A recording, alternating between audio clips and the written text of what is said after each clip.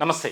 సామాన్యుడి చేతిలో సామాజిక స్తరం నంబర్ 1 న్యూస్కి స్వాగతం. ఆంధ్రప్రదేశ్లో జనసేన పార్టీ ఏ రకమైనటువంటి విధానంతో ముందుకు వెళ్తుంది? 2024 ఎన్నికల ముందు వరకు ఎలాంటి పరిస్థితుల్లో ఉంది? ఎన్నికలు జరిగిన తర్వాత ఆ పార్టీ గ్రాఫ్ ఒక్కసారిగా ఎలా పెరిగిందనేది అందరికీ తెలుసు. అయితే ఈ మధ్య కాలంలో జనసేన పార్టీ పట్ల పెరుగుతున్నటువంటి ఆదరణ కానీ, ప్రజల్లో అభిమానం కానీ, దానికి సంబంధించి ఒక రకమైనటువంటి విధానంతో చర్చ జరుగుతుంది. అంటే జనసేనాని పవన్ కళ్యాణ్ ఆయన ఆలోచన విధానం కానీ, ఆయన సిద్ధాంతాలు కానీ ప్రతి ఒక్కరికి మంచిగా ఉండే విధంగా ఉంటాయి అనేది ఒక రకమైనటువంటి చర్చ. ఇలాంటి క్రమంలో కొన్ని విమర్శలు, ఆరోపణలు కూడా బాగా వినిపిస్తున్నటువంటి తరుణంలో వాటికి చెక్ పెట్టాలి. ఏదైతే దానికి సంబంధించి క్షేత్రస్థాయిలో పార్టీని బలోపేతం చేయాలి. ఇది మెయిన్ మోటోగా పెట్టుకున్నారు జనసేనాని పవన్ కళ్యాణ్. ఇక్కడ ఒక ముఖ్యమైనటువంటి అంశం ఏంటి అంటే 2024 ఎన్నికలకు ముందు జరిగినటువంటి రాజకీయ సమీకరణాలు, మార్పులు, చేర్పులు ఒక రకమైనటువంటి విధానంతోనే ముందుకు వెళ్ళాయి. అంటే కావాలని తెలుగుదేశం పార్టీని టార్గెట్గా చేసుకుని, అలాగే జనసేన పార్టీని టార్గెట్గా చేసుకుని అప్పటి ప్రభుత్వం వైఎస్ఆర్సీపీ ఎన్నో రకాలుగా వారిని ఇబ్బందికరమైనటువంటి పరిస్థితుల్లోకి నెట్టేలా చేసింది. కేసులు కావచ్చు, సోషల్ మీడియా వేదికగా కావచ్చు, అనేక రకాలుగా. అయితే ఏదైతే టీడీపీ అధ్యక్షుడు నారా చంద్రబాబు నాయుడు అరెస్టు పరిణామం జరిగిందో ఒక్కసారిగా రాష్ట్రంలో రాజకీయ పరిణామాలన్నీ కూడా మారిపోయాయి. సమీకరణాలు చాలా వేగంగా పుంజుకున్నాయి. ఇట్లాంటి క్రమంలో బ్రహ్మాండమైనటువంటి మెజార్టీ స్థానాలతో ప్రభుత్వాన్ని ఏర్పాటు చేసింది కూటమి. 164 సీట్లలో 3 పార్టీల అభ్యర్థులు విజయం సాధించారు. వై నాట్ 175 అనే ఒక నినాదంతో వెళ్ళినటువంటి గత ప్రభుత్వం వైఎస్ఆర్సీపీ ఆ పార్టీకి ఎలాంటి ఫలితాలు వచ్చాయనేది మనం చూసాం. కేవలం 11 సీట్లకు మాత్రమే పరిమితం కావాల్సి వచ్చింది. ఇలాంటి క్రమంలో జనసేనలో ఏదో ఒక రకమైనటువంటి అలజడి, అయోమయ పరిస్థితులు, గందరగోళ వాతావరణం నెలకొంది. పార్టీని నడిపించేటువంటి విషయంలో సేనాని పవన్ కళ్యాణ్ నిర్లక్ష్యం చూపిస్తున్నారు, వెనుకడుగు వేస్తున్నారు. అందుకే పార్టీలో ఉన్నటువంటి కొంతమంది నాయకులు కేడర్ లైన్ దాటుతుంది అనేది ఇక్కడ ఒక బలమైనటువంటి చర్చగా మారింది. ఇలాంటి క్రమంలో వాటన్నిటికీ చెక్ పెట్టాలి. పార్టీని మరింతగా బలోపేతం చేసుకోవాలి.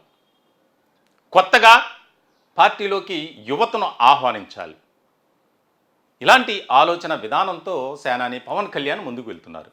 దీనిలో భాగంగానే పార్టీకి సంబంధించినటువంటి నిర్మాణ సారథుల కమిటీ ఒకటి వేశారు.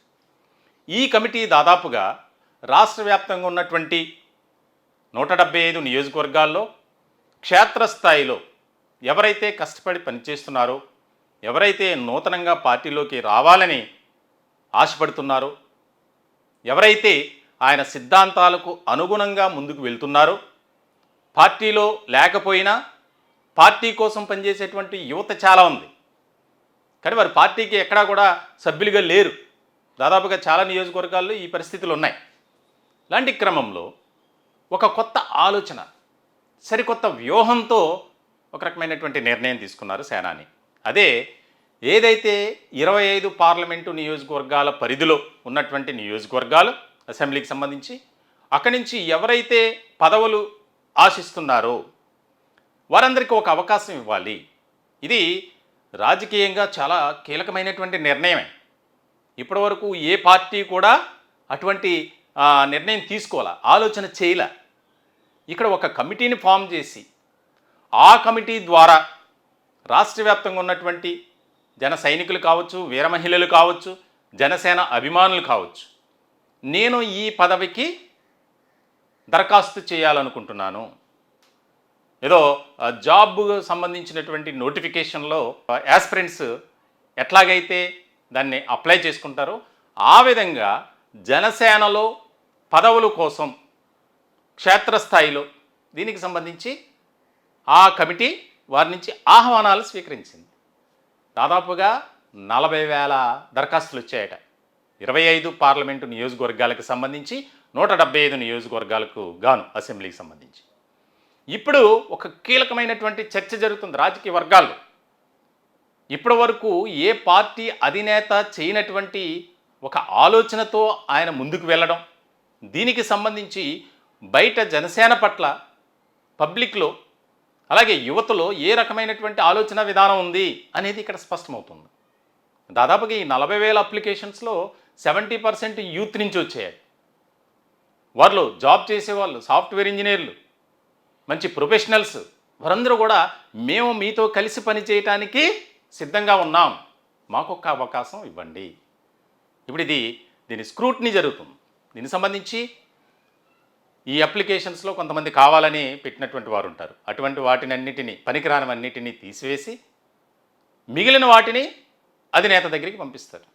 ఇక్కడ కీలకమైనటువంటి అంశం ఏంటంటే, ఆ వచ్చిన ఏదైతే స్క్రూటినీ చేసిన తర్వాత అప్లికేషన్స్ ఉన్నాయో వాటిని సమగ్రంగా విశ్లేషించి, పరిశీలించి, విచారణ జరిపి, ఒక వ్యక్తి నేను ఈ పదవికి ఆశపడుతున్నాను, నాకు అవకాశం ఇవ్వండి అంటే కనుక దానికి సంబంధించి అతని సామాజిక వర్గం, అతని ఏ ప్రాంతం, ప్రజలతో ఉన్నటువంటి అనుబంధం, సంబంధం ఏ రకంగా ఉంది అనేది అన్ని అంశాలను పరిగణలోకి తీసుకొని దానికి సంబంధించి ఒక నిర్ణయం తీసుకునే ఆలోచనలో పవన్ కళ్యాణ్ ఉన్నట్లు తెలుస్తుంది. దీనికి సంబంధించి చాలామంది అప్లికేషన్తో పాటు కొన్ని లేఖలు కూడా సబ్మిట్ చేశారట. అంటే పార్టీ పట్ల మేము ఎందుకు ఆసక్తి చూపిస్తున్నాం, పార్టీలోకి ఎందుకు రావాలనుకుంటున్నాం, యువత ఈ పని చేసిందట. పార్టీ వర్గాల ద్వారా తెలిసినటువంటి అంశం. ఆంధ్రప్రదేశ్లోనే కాదు, దేశవ్యాప్తంగా జాతీయ స్థాయిలో జనసేన ఒక రకమైనటువంటి ఆలోచన విధానంతో వెళ్ళాలి, మేము దానికి సంసిద్ధంగా ఉన్నాం, మాకు ఒక అవకాశం ఇస్తే మేమేంటో మీ పార్టీ ద్వారా నిరూపించుకుంటాం అనేది. అంటే జనసేన పట్ల ఇప్పటి వరకు ఒక రకమైనటువంటి ఆలోచన విధానం పబ్లిక్లో ఉంది. కేవలం పదవుల కోసమే, ప్రజలతో ఏ రకమైనటువంటి అనుబంధాన్ని, సంబంధాన్ని కలిగి ఉండరు, ఈ రకమైనటువంటి అపోహలు, విమర్శలు, ఆరోపణలు ఎక్కువగా వినిపిస్తున్నటువంటి తరుణంలో ఈ కొత్తగా ఫామ్ అయినటువంటి కమిటీ ఏదైతే ఉందో, పార్టీ నిర్మాణ సారథుల కమిటీ, ఆ కమిటీకి వచ్చినటువంటి అప్లికేషన్స్ని బట్టే జనసేన పట్ల ఏ రకమైనటువంటి ఆలోచన విధానం ఉంది అనేది అర్థమవుతుంది. ఆ మధ్య సభ్యత్వ నమోదు కార్యక్రమం కూడా జరిగింది. పెద్ద ఎత్తున, అంటే ఆశించినటువంటి రీతిలో రాలేదు కానీ సరే కొద్ది బెటర్.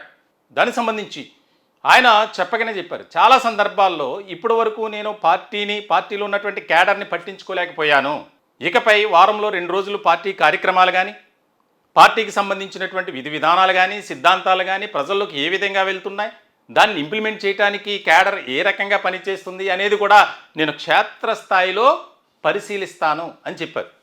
చాలా సందర్భాల్లో చెప్పారు ఈ మధ్య. అంటే నిత్యం బిజీగా ఉండేటువంటి పవన్ కళ్యాణ్ ఇక వారంలో 2 రోజుల పాటు ఖచ్చితంగా పార్టీ కార్యకలాపాల గురించి, పార్టీలో ఏం జరుగుతుంది, పార్టీ క్యాడర్ ఏం చేస్తుంది, నియోజకవర్గ స్థాయిలో ఏ రకమైనటువంటి ఫీడ్బ్యాక్ ఉంది అనేది ఇక్కడ చాలా ముఖ్యమైనటువంటి అంశంగా తీసుకొని నేను వెళ్తాను. ఇప్పటికే ఉన్నటువంటి ఎమ్మెల్యేల్లో కొంతమందిపై అనేక రకాలుగా అవినీతి అక్రమాలకు సంబంధించినటువంటి ఆరోపణలు వినిపిస్తున్నాయి. ఉదాహరణకు ఒక మహిళతో సంబంధం అని చెప్పి రైల్వే కోడూరు ఎమ్మెల్యే అరవ శ్రీధర్ అంశానికి సంబంధించి ఇటువంటివి పునరావృతం కాకుండా ఉండాలి అంటే పార్టీ అధినేతగా ఒక కీలకమైనటువంటి నిర్ణయం తీసుకోవాలి, కార్యాచరణతో ముందుకు వెళ్ళాలి. సో ఈ రకమైనటువంటి విధానంతో పవన్ కళ్యాణ్ వెళ్ళడం అనేది రాబోయే రోజుల్లో జనసేన పార్టీ మరింతగా బలోపేతం కావడానికి, పార్టీ పట్ల ప్రజల్లో ఒక రకమైనటువంటి మక్కువ కలగటానికి కూడా ఇది దోహదపడుతుంది. ఇదే రకమైనటువంటి విధానంతో వెళ్తే జాతీయ స్థాయిలో ఒక పర్ఫెక్ట్ మంచి స్థాయిలో జనసేన పార్టీ ఉండబోతుంది అనేది రాజకీయ వర్గాల్లో, రాజకీయ విశ్లేషకులు కూడా దాని గురించి ఆసక్తికరమైనటువంటి స్థాయిలోనే చర్చించుకుంటున్నారు.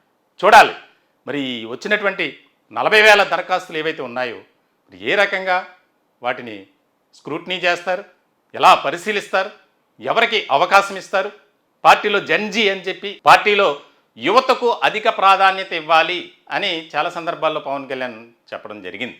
మరి దానికి సంబంధించి చూడాలి ఎలాంటి నిర్ణయం తీసుకుంటారు పవన్ కళ్యాణ్. ఆయన ఆలోచన విధానానికి, సిద్ధాంతాలకు తగ్గట్టుగా ఒక రాష్ట్ర వ్యాప్తంగా భారీ స్థాయిలో పార్టీ కోసం కష్టపడేటువంటి వారితో ఒక కమిటీని ఏర్పాటు చేయబోతున్నారు అనేదైతే మనకు అర్థమవుతుంది. చూడాలి ఎట్లాంటి పరిణామాలు జనసేన పార్టీలో చోటు చేసుకుంటే తద్వారా రాష్ట్ర రాజకీయ వర్గాల్లో ఎలాంటి పరిణామాలు ఏర్పడతాయనేది చాలా కీలకమైనటువంటి అంశం.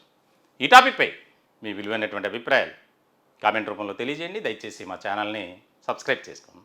Thank you.